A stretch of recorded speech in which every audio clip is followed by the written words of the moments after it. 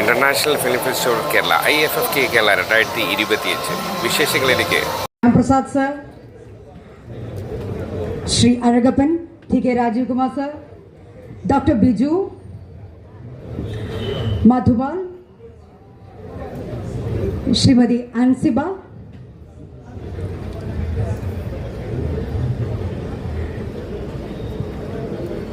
Ma'am, our festival's curator, Mrs. Donna Sellam, Srimati Kuku Parameshwaran, FEFCA Directors Union President, Shri G.S. Vijayan, our Sohan Sinulal,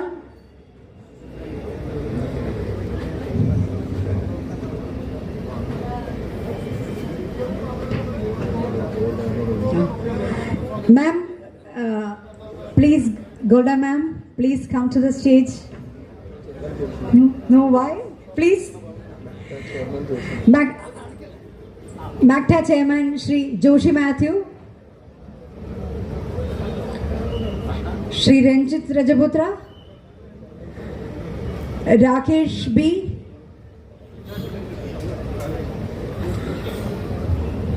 I hope the others will join soon. And we are going to start the function with a welcome speech of Sohan Sinulal.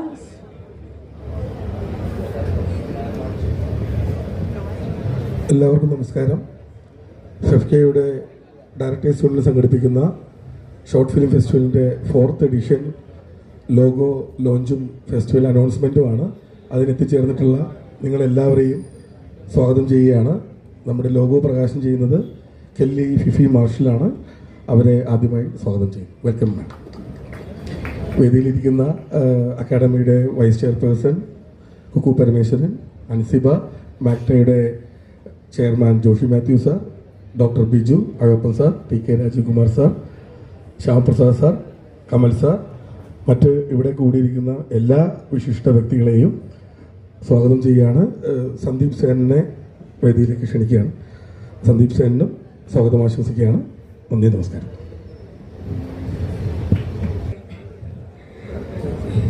ഫെഫ്കയുടെ 4th edition short film ഫെസ്റ്റിവലിൻ്റെ logo launching ആണ് ഈ വേദിയിൽ നടക്കാൻ പോകുന്നത്. നിങ്ങൾക്കറിയാം, എന്തുകൊണ്ടും നമുക്ക് ഏവർക്കും വളരെ പ്രിയപ്പെട്ട നിമിഷങ്ങളിലൊന്നാണിത്.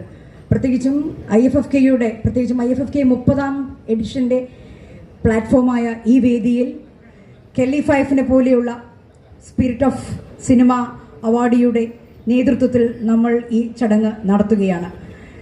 ഫെഫ്കയുടെ ഷോർട്ട് ഫിലിം ഫെസ്റ്റിവലിനെ കുറിച്ച് പറയുമ്പോൾ എല്ലാ കാലത്തും പുതിയ സിനിമ സംവിധായകരെ പ്രോത്സാഹിപ്പിക്കുന്നതിനും പുതിയ ചലച്ചിത്ര പ്രവർത്തകരെ ചലച്ചിത്ര മേഖലയിലേക്ക് ക്ഷണിക്കുന്നതിനും അവരുടെ കഴിവുകൾ കണ്ടെത്തുന്നതിനും അതിനോടൊപ്പം നടക്കുന്നതിനും നാളത്തെ സിനിമയുടെ മുഖമായി അവരെ വാർത്തെടുക്കുന്നതിനും ഫെഫ്ക കഴിഞ്ഞ കുറേ കാലങ്ങളായി നടത്തുന്ന ശ്രമങ്ങൾ നിങ്ങൾക്കും അറിവുള്ളതാണ് എന്ന് ഞങ്ങൾ കരുതുന്നു. ഒരുപക്ഷെ നിങ്ങൾ പലരും ഇതിൻ്റെ ഷോർട്ട് ഫിലിം ഫെസ്റ്റിവലിൽ പങ്കാളികളായിരുന്നിട്ടുണ്ടാകാം. അതുകൊണ്ട് തന്നെ ഒരുപക്ഷെ കേരളത്തിലെ തന്നെയല്ല, ഇന്ത്യയിലെ തന്നെ ഏറ്റവും മികച്ച ഷോർട്ട് ഫിലിം ഫെസ്റ്റിവലുകളിൽ ഒന്നായി മാറാൻ ഇക്കാലത്തിനുള്ളിൽ ഫെഫ്കയുടെ ഈ ഫെസ്റ്റിന് കഴിഞ്ഞിട്ടുണ്ട്.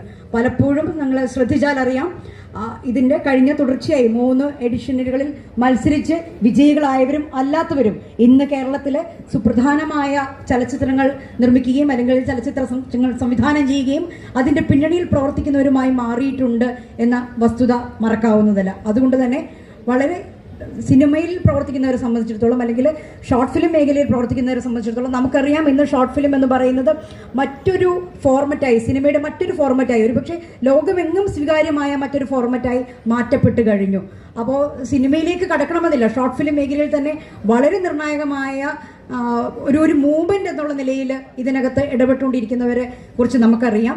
അപ്പം അത്തരത്തിലുള്ള ആളുകളെ ഈ മേഖലയിലേക്ക് കൊണ്ടുവരുന്നതിനും അവരുടെ ഒരു മെൻറ്റർഷിപ്പ് നടത്തുന്നതിനുമൊക്കെയാണ് ഫെഫ്ക കഴിഞ്ഞ കുറേ കാലമായി ഇവിടെ നിന്നുകൊണ്ട് ശ്രമിക്കുന്നത്. ഈ മത്സരത്തെക്കുറിച്ച്, ഈ മത്സരത്തിൻ്റെ പ്രത്യേകതകളെക്കുറിച്ച്, എന്താണ് ഈ ഫെസ്റ്റ് കൊണ്ട് ഉദ്ദേശിക്കുന്നത് എന്നതിനെക്കുറിച്ച് സംസാരിക്കാനായി ശ്രീ GS വിജയനെ ക്ഷണിക്കുന്നു. ഫെഫ്ക എന്ന സംഘടന 22ഓളം അംഗസംഘടനയിലെ ഒരു അംബ്രല്ല സംഘടനയാണ്. ഇന്ത്യയിലെ ഒരേ ഒരു ട്രേഡ് യൂണിയൻ കേരളത്തിലെ. അതിൽ ഒരു അംഗസംഘടനയാണ് ഫെഫ്ക ഡയറക്ടേഴ്സ് യൂണിയൻ. ഞങ്ങൾ പല പ്രാവശ്യമായി, ഇതിപ്പോൾ 4ാമത്തെ പ്രാവശ്യമാണ് ഇത് നടത്തുന്നത്. ഒത്തിരി പുതിയ ടെലിഫിലിം ചെയ്തുകൊണ്ടല്ല, ഷോർട്ട് ഫിലിം ചെയ്തുകൊണ്ട് ഒത്തിരി കലാകാരന്മാർ വന്നിട്ടുണ്ട്. അവരൊക്കെ സിനിമയുടെ പല ഭാഗങ്ങളിൽ ഇന്ന് വർക്ക് ചെയ്യുന്നുണ്ട്.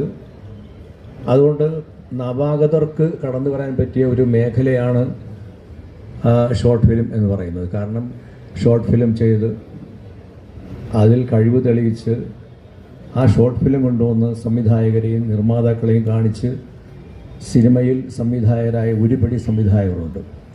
അതുകൊണ്ട് എല്ലാവരുടെയും ആഗ്രഹം എന്ന് പറയുന്നത് സിനിമയിൽ ഏതെങ്കിലും ഒരു ഭാഗത്ത് കടന്നു പോകണമെന്ന് ആഗ്രഹിക്കാത്ത ആൾക്കാർ ചുരുക്കമായിരിക്കും. അപ്പോൾ അതിൻ്റെ ഒരു നല്ലൊരു വാതിലാണ് ഡയറക്ടേഴ്സ് യൂണിയൻ തുറന്നിരിക്കുന്നത്. ഇത് എല്ലാവരും പ്രയോജനപ്പെടുത്തുമെന്നാണ് ഞങ്ങൾ വിശ്വസിക്കുന്നത്. ഇവിടെ എത്തിയ എല്ലാവർക്കും നന്ദി അറിയിക്കുന്നു. Thank you. Kelly 5, I like to welcome Dr. Biju Kumar to introduce Miss Kelly 5. Please. നമ്മുടെ ഈ ലോഗോ പ്രകാശനത്തിന് എത്തിയിരിക്കുന്നത് കെല്ലി 5 ആണ്. എനിക്ക് തോന്നുന്നു നമ്മൾ ഈ ഇരിക്കുന്നവരെല്ലാവരും തന്നെ ഒരുപക്ഷെ ഈ ചലച്ചിത്രമേളയിലെ ഡെലിഗേറ്റ്സുകളും ഒഫീഷ്യൽസും ഇതിൽ പങ്കെടുക്കാനായി എത്തിയിരിക്കുന്ന ആളുകളാണ്. അതുകൊണ്ട് തന്നെ ഇത്തവണത്തെ സ്പിരിറ്റ് അവാർഡ് ജേതാവ് കൂടിയായ കെല്ലി 5-നെ ഒരു പ്രത്യേക ആമുഖം ആവശ്യമുണ്ട് എന്ന് തോന്നുന്നില്ല. പക്ഷേ എനിക്ക് തോന്നുന്നു ഈ ഷോർട്ട് ഫിലിം ഫെസ്റ്റിവലിൻ്റെ ഒരു ലോഗോ പ്രകാശന ചടങ്ങിനോട് അതിൽ കെല്ലി 5 മുഖ്യാതിഥിയാകുമ്പോൾ അതിന് മറ്റൊരു തരത്തിലൊരു കാവ്യ നീതി കൂടിയുണ്ട് എന്നാണ് ഞാൻ വിചാരിക്കുന്നത്. അത് മറ്റൊന്നുമല്ല, കെല്ലി 5 ഏറ്റവും കൂടുതലായി ചെയ്തിട്ടുള്ളത് ഷോർട്ട് ഫിലിമുകളാണ്. ഒട്ടേറെ ഷോർട്ട് ഫിലിമുകളിലൂടെ അതിൻ്റെ ഒരു ബ്ലാക്ക് ലൈഫ്സിനെ പറ്റിയുള്ള പൊളിറ്റിക്സ്, കമ്മ്യൂണിറ്റി പൊളിറ്റിക്സ്, അതൊരു കമ്മ്യൂണിറ്റി മൂവ്മെൻറ്റ് എന്നുള്ള രീതിയിൽ തന്നെ ഒരു കനേഡിയൻ ഫിലിം മേക്കർ എന്നുള്ള രീതിയിൽ ലോകവ്യാപകമായ ഇത്തരത്തിലുള്ള ബ്ലാക്ക് പൊളിറ്റിക്സിൻ്റെ ഒരു ഭാഗമായാണ് കെല്ലി 5-ൻ്റെ എല്ലാ സിനിമകളും നിലനിൽക്കുന്നത്. അതുതന്നെയാണ് കെല്ലി 5 എന്നൊരു ഫിലിം മേക്കറിൻ്റെ ഒരു വലിയ പ്രത്യേകതയും. വളരെ ശക്തമായി രാഷ്ട്രീയം സംസാരിക്കുന്നു, വളരെ ശക്തമായി മാർജിനലൈസ്ഡ് കമ്മ്യൂണിറ്റിയെ പറ്റി സംസാരിക്കുന്നു, ബ്ലാക്ക് പൊളിറ്റിക്സിനെ പറ്റി സംസാരിക്കുന്നു, ബ്ലാക്ക് ലീവ്സിനെ പറ്റി സംസാരിക്കുന്നു, അവരുടെ റൈറ്റ്സിനെ പറ്റി സംസാരിക്കുന്നു. അതൊക്കെ ഒരു ഷോർട്ട് ഫിലിം എന്നുള്ള മീഡിയത്തിലൂടെയാണ് അവർ ആദ്യം എക്സ്പ്രസ് ചെയ്യുന്നത്, പിന്നീട് ഫീച്ചർ ഫിലിമിലേക്കൊക്കെ വരികയും ചെയ്യുന്നു. അതുകൊണ്ട് തന്നെ അതിൻ്റെ ഒരു കാവ്യനീതി എന്ന് പറയുന്നത്, നമ്മളൊക്കെ ഷോർട്ട് ഫിലിം ഒരുപക്ഷെ കാണുന്നത് സിനിമയിലേക്കുള്ള ഒരു ചവിട്ടുപടി എന്നുള്ള രീതിയിൽ അതെത്ര മനോഹരമാക്കാം, എത്ര ടെക്നിക്കലാക്കാം, എത്ര സൗന്ദര്യാത്മകമാക്കാം, ഷോട്ടിൻ്റെ ഭംഗികൾ എങ്ങനെ കൂട്ടാം എന്നുള്ളതാണ് പൊതുവേ നമ്മളുടെ ഷോർട്ട് ഫിലിംസിൽ കണ്ടുവരുന്നത്. പക്ഷേ അത് അങ്ങനെയല്ല. ഷോർട്ട് ഫിലിം എന്ന് പറയുന്നത് കുറച്ചുകൂടി ശക്തമായി നമുക്ക് രാഷ്ട്രീയം പറയുവാനുള്ള ഒരു മീഡിയമാണ്. കുറച്ചുകൂടി നമുക്ക് കൂടുതലായി എന്താ പറയുക, ഒരു പൊളിറ്റിക്സ് കൊണ്ടുവരാവുന്ന, എക്സ്പെരിമെൻറ്റ് കൊണ്ടുവരാവുന്ന ഒരു മീഡിയമാണ്. അതിനേറ്റവും ഉദാഹരണമാണ് കെല്ലി 5. അവരുടെ എല്ലാ സിനിമകളും ഇത്തരത്തിൽ മാറിയ രീതിയിൽ ഷോർട്ട് ഫിലിമിൻ്റെ സാധ്യതകളെ ഉപയോഗപ്പെടുത്തുന്ന സിനിമകളാണ്. ദൃശ്യഭാഷയിലേക്ക് കൊണ്ടുവരുന്ന ജീവിതങ്ങളും അതിൻ്റെ രീതികളുമൊക്കെ തീർത്തും വ്യത്യസ്തമാണ്. അത്തരത്തിലുള്ള ഷോർട്ട് ഫിലിമുകൾ നമ്മൾ കാണുകയും പഠിക്കുകയും കൂടി ചെയ്യേണ്ടതുണ്ട്. അതുകൊണ്ട് തന്നെ I proudly introduce Kelly 5 for launching this logo of the FEFKA directors union short film. എല്ലാ ആളുകളും ഇത് 4ാമത്തെ എഡിഷൻ ആയതുകൊണ്ട് തന്നെ കൂടുതൽ മികച്ച രചനകളുമായിട്ട് കൂടുതൽ ചെറുപ്പക്കാർ ഈ മേഖലയിലേക്ക് കടന്നു വരട്ടെ എന്നുകൂടി ആഗ്രഹിച്ചുകൊണ്ടും ആശംസിച്ചുകൊണ്ടും നിർത്തുന്നു. എല്ലാ ആശംസകളും ഷോർട്ട് ഫിലിം ഫെസ്റ്റിവലിനും. I do invite Ma'am Kelly 5 to say a few words and then launch. Thank you, everybody. Very grateful to be here. I will start by saying how important short films are. I started with my short films. So when I first started, I knew that I had a message and I knew that I wanted to say a story. I didn't have any money and I didn't know how I was going to make this happen. I had just graduated and I was trying to figure out what my path was. I spoke to a dear friend of mine who ended up being my cinematographer, and he said, it can just be 2 people in one room and we can just do that.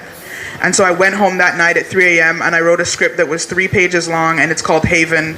I reached out to my then producer and now best friend Tamar Bird, and she was like, let's just do it. She's like, I have $100 saved over, we'll just pay for food. And we reached out to our community, and they believed in us and they believed in the script. And that film subsequently went to South by Southwest, and we got nominated for Best Short, and we had no money. Thank you. Our second film, I was involved in a very high-profile racial incident in the United States where I was detained by the police because of the color of my skin. And while I was there, I didn't get to say I was Canadian, I didn't get to say I was British, I was just black. And so I wrote this film called Black Bodies, which was 3 minutes long. And again, we didn't have much money, and we made it happen. We reached out to our community, and that film went on to TIFF and then to Sundance. We won in Canada the Academy's version of Best Short Film. We won top 10 film at TIFF, and it went on to be a calling card for me. And I was known, it was during the pandemic, so everybody was at home, and all they could do is watch the news and watch their phones and watch TV, so everyone could see that this 3-minute film was speaking about what was happening within the black community. And it was a way for me to send it to people and for them to understand my experience. And then that led to another short film that I made called Omi, which is a short horror, which was actually, we were actually asked to do this film by 20th Century. And they reached out to us because they were like, you do very political films, and we want to see what you can do with horror. And they paid for it and made everything happen, and it was able to go on Hulu. And all of this is off of the strength of films. Haven was 3 minutes long, Black Bodies was 4 minutes long, and Omi was 90 seconds long. And all of that has led me here. And so short films are very, very important. Thank you.